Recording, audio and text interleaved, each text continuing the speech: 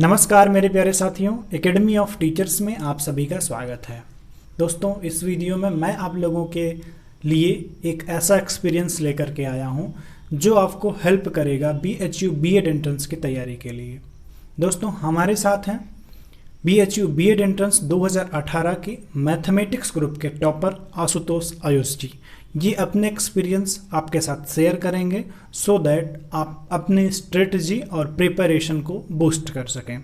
सबसे पहले आशुतोष आयुष जी, आपको इस प्रतिष्ठित एग्ज़ाम में सफलता प्राप्त करने के लिए बहुत बहुत बधाई। धन्यवाद सर।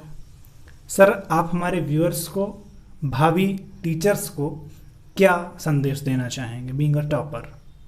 मैं दर्शकों से यही कहना चाहूँगा, किसी भी एग्जाम में सफलता पाने के लिए आपको एक बेहतर रणनीति की आवश्यकता होती है। जैसा कि आप जानते हैं, BHU बीएड में सीटों की संख्या बहुत कम है। इसके लिए भी आपको एक बेहतर रणनीति, आत्मविश्वास और प्रैक्टिस की आवश्यकता होगी।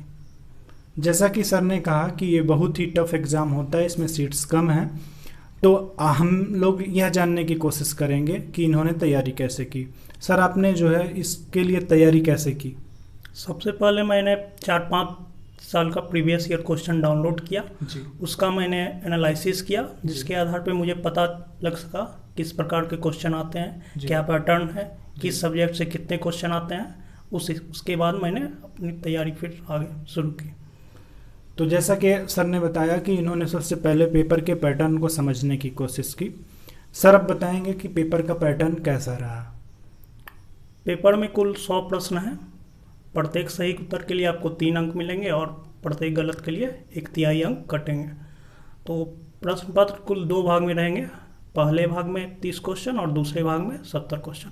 पहले भाग में आपको रीजनिंग के क्वेश्चन देखने को मिलेंगे, टीचिंग एप्टीट्यूड और करंट एजुकेशनल सिनेरियोस क्वेश्चन रहेंगे, जबकि दूसरे भाग में आपको मैथमेटिक्स के क्वेश्चन, स्टैटिस्टिक्स के क्वेश्चन और कुछ कंप्यूटर के क्वेश्चन देखने को मिलेंगे।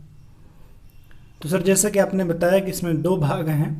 पहला भाग जो करंट एजुकेशनल सिनेरियो और रीजनिंग से जो क्वेश्चन पूछे जाते हैं और टीचिंग एप्टीट्यूड से क्वेश्चन पूछे जाते हैं, और दूसरे भाग में आपने बताया कि टीचिंग मैथमेटिक्स, स्टैटिस्टिक्स और कंप्यूटर से क्वेश्चन पूछे जाते हैं। तो इस पूरे वास्ट एरिया को आपने कैसे कवर किया? किन किन बुक्स का सहारा आपने लिया कि कैसे स्टडी मटेरियल आपने तैयार किया? दूसरे भाग के लिए सबसे पहले मैं बताना चाहूँगा, स्टैटिस्टिक्स के लिए मैंने SC गुप्ता की बुक आती है, उसको मैंने फॉलो किया। कंप्यूटर के लिए आप लूसेंट पढ़ सकते हैं, उसमें उससे सामान्य से ही प्रश्न रहते हैं, उसके लिए ज़्यादा एफर्ट करने की आवश्यकता नहीं है। और फिर मैथमेटिक्स की बात आती है तो उसमें अगर आप 11th-12th में मैथमेटिक्स अच्छे से पढ़े हैं तो उसके लिए भी आपको ज़्यादा एफर्ट करने की आवश्यकता नहीं होती है। ग्रेजुएशन से ज़्यादा डीप लेवल क्वेश्चन नहीं रहते हैं मैथमेटिक्स में जी, वो आसानी से हो जाते हैं। और बात आती है पहले भाग में, तो पहले भाग में आपको रीजनिंग से 10 क्वेश्चन देखने को मिलेंगे। वहाँ पे भी आपको ज़्यादा एफर्ट करने की आवश्यकता नहीं है। करंट एजुकेशनल सिनारियो की तैयारी के लिए आपको जो स्पेशल एजुकेशन और या इंक्लूसिव एजुकेशन से रिलेटेड जो भी प्रोग्राम आए हैं उनको आप देख सकते हैं। UGC, NCERT और SCERT के विषय में भी आप अध्ययन कर सकते हैं करंट एजुकेशनल सिनारियोज के प्रश्न को हल करने के लिए। जी। तो इसका मतलब ये है कि आप ये कहना चाहते हैं कि जितने भर एजुकेशनल इंस्टीट्यूट्स हैं, जैसे कि NCERT है, CERT है या UGC है या NCTE है, इन सब के बारे में हमें जानकारी रखनी होगी। और जो इंक्लूसिव एजुकेशन से संबंधित जो इंस्टीट्यूट्स हैं, स्पेशल एजुकेशन से संबंधित जो प्रोग्राम्स आए हैं, आप उन्हें हमें देखना होगा, उन्हें कैंडिडेट्स को देखना होगा कि वो तैयार करें उसको। इसके अलावा जो भी एजुकेशनल अपडेट्स हो रहे हैं उन्हें देखना होगा। टीचिंग एप्टीट्यूड से भी उसमें क्वेश्चन पूछे जाते हैं। तो टीचिंग एप्टीट्यूड से संबंधित प्रश्नों को हल करने के लिए क्या करना चाहिए? क्योंकि वो बहुत ही वास्ट एरिया है और उसमें कॉम्प्रिहेंसिव क्वेश्चन पूछे जाते हैं, तो उसमें आपकी क्या स्ट्रेटजी होगी, क्या आप कहना चाहेंगे? टीचिंग एप्टीट्यूड के लिए आप मार्केट में बहुत सारे उपलब्ध बुक हैं, उसका अध्ययन कर सकते हैं। उसमें उस बुक में आप basically progressive education, inclusive education, special education, child centred education, multilingualism, इन सब चीज़ का आप अध्ययन करेंगे, जिससे आपको एक बेहतर रणनीति मिल जाएगी, जिससे कि आप आसानी से टीचिंग एप्टीट्यूड के प्रश्नों को आसानी से हल कर पाएंगे।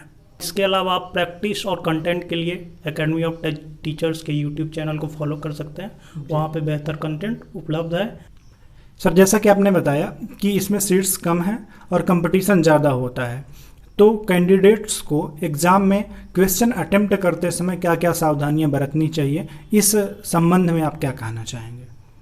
जैसा कि सब आपने बताया सीट कम है, इसके लिए मैं यही कहना चाहूँगा, जितने भी क्वेश्चन आप अटेम्प्ट लें उसमें आपकी एक्यूरेसी 7% हो जी। अगर आप 70 से 75 प्रश्न अगर आपने 7% एक्यूरेसी के साथ अटेम्प्ट किया जी, तो आप एक सेफ जोन में हैं, आपकी सफल होने की पूरी संभावना है जी। तो जिस प्रकार से सर ने बताया कि इसमें लगभग 70 से 75 प्रश्न आप पूरी एक्यूरेसी के साथ करते हैं तो आपका एडमिशन कंफर्म हो सकता है।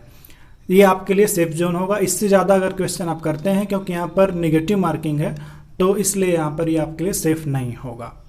तो दोस्तों, इस प्रकार से सर का एक्सपीरियंस रहा है। इन्होंने आप लोगों के साथ अपना एक्सपीरियंस शेयर किया। आपको बहुत बहुत धन्यवाद। आपने इतने बिजी शेड्यूल से अपना टाइम निकाल करके हमें दिया है। इतना इम्पोर्टेंट टाइम देने के लिए आपको बहुत बहुत धन्यवाद। दोस्तों, मुझे पूरी उम्मीद है कि आशुतोष आयुष जी का एक्सपीरियंस आप लोगों को हेल्पफुल लगा होगा। आपका एक कॉन्सेप्ट बना होगा कि आपको कैसे तैयारी करनी है, पेपर का पैटर्न और इसके साथ ही आवश्यक स्टेप्स जो भी ज़रूरी होते हैं एग्ज़ाम के लिए, आप लोगों को समझ में आए होंगे। आप लोगों ने स्ट्रेटजी को समझ लिया होगा। अब इसके लिए जो ज़रूरी स्टडी मटेरियल है, मटेरियल के अलावा प्रैक्टिस सेट जो भी है और फर्दर अपडेट्स जो हैं आपको इस चैनल पर प्रोवाइड कराए जाएंगे। अगर आप इस चैनल पर अभी तक नए हैं तो इसे सब्सक्राइब कर लीजिए, क्योंकि आपके प्रिपरेशन के लिए बहुत ही इम्पॉर्टेंट होगा। सभी अपडेट्स आपको प्रोवाइड कराए जाएंगे। सब्सक्राइब करने के बाद बेल आइकन प्रेस करना मत भूलिएगा। अगर आप हमारे साथ जुड़ करके अपनी कोई बात रखना चाहते हैं, कोई भी सजेशन हमें देना चाहते हैं या कोई भी आपका डाउट है, तो आप हमारे टेलीग्राम चैनल से भी, इसके अलावा इंस्टा के थ्रू भी आप अपनी बात रख सकते हैं। आप हमारे इंस्टाग्राम चैनल से भी जुड़ सकते हैं, वहाँ पर आप अपनी बात रख सकते हैं। फेसबुक पेज भी है इसका। आप इन सभी प्लेटफॉर्म्स का लिंक डिस्क्रिप्शन में प्राप्त कर सकते हैं और वहाँ से जुड़ करके आप हमारे साथ आप अपनी बात रख सकते हैं। तो उम्मीद है दोस्तों, आप लोगों के लिए ये वीडियो हेल्पफुल रहा होगा। अगर ये वीडियो आप लोगों को पसंद आया तो इसे लाइक करना मत भूलिएगा। तो दोस्तों, इस वीडियो के लिए इतना ही। फिर मिलते हैं एक नए अपडेट के साथ। तब तक के लिए स्टे होम, स्टे सेफ।